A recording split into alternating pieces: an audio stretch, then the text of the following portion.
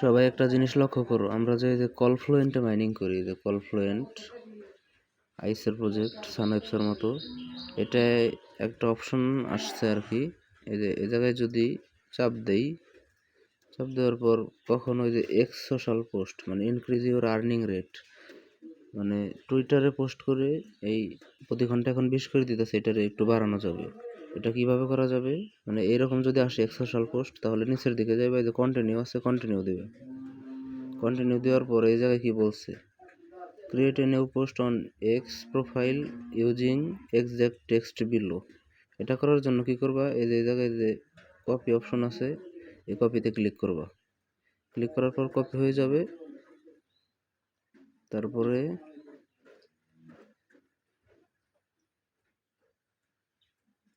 এই জায়গায় যে কন্টিনিউ লেখা আছে না, এই কন্টিনিউ লেখায় ক্লিক করবা।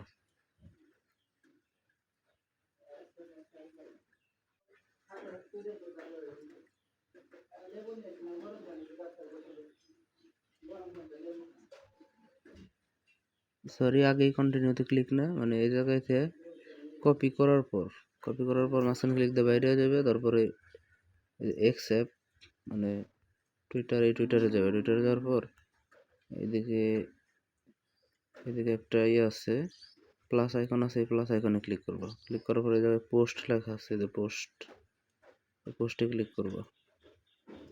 মানে এই জায়গায় যে প্লাসের মতো এই জায়গায় ক্লিক করবো।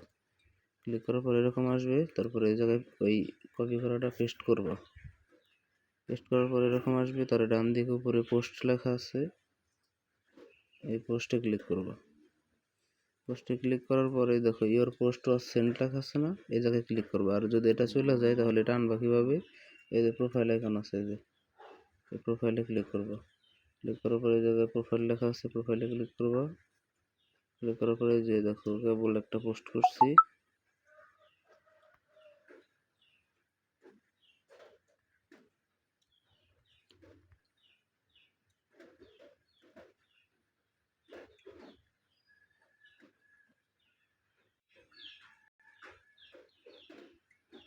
প্রোফাইলে ক্লিক করার পর প্রোফাইল লেখা আছে, প্রোফাইলে ক্লিক করবো।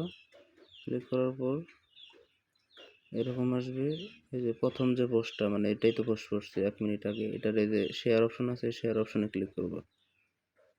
ক্লিক করার পরে জায়গায় কপি লিঙ্ক আছে, কপি লিঙ্কে ক্লিক করে লিঙ্কটা কপি করবো। তারপর আবার এই কলফ্লুয়েন্টে চলে যাবে টেলিগ্রামে। তারপর নিচের দিকে কন্টিনিউ আছে, কন্টিনিউ দিবে। দেওয়ার পরে জায়গায় কনফার্ম লেখা আছে, কনফার্ম দিবে।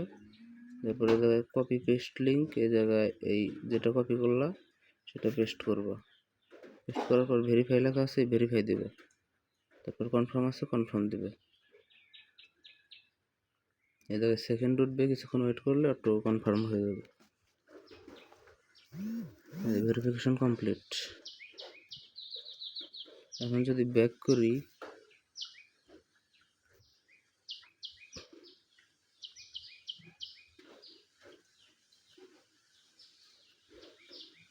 এরকম আসলে যে ক্রস দেখাইতে দেবে।